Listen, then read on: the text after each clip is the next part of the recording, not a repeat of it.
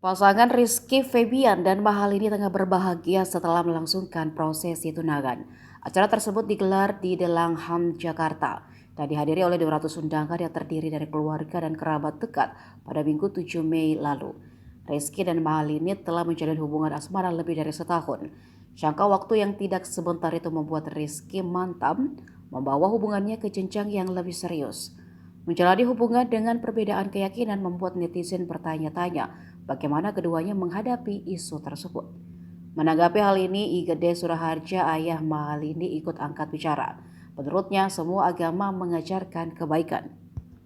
Banyaknya isu tentang agama bagi Igede sebenarnya bukan masalah agamanya, melainkan oknumnya.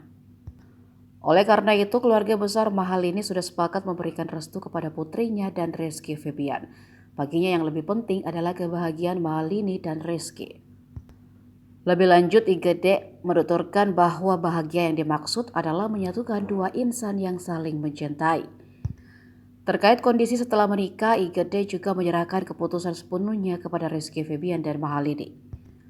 Igede menambahkan bahwa pihaknya sudah merestui Rizky dan Mahalini bahkan sebelum Ike meminta izin.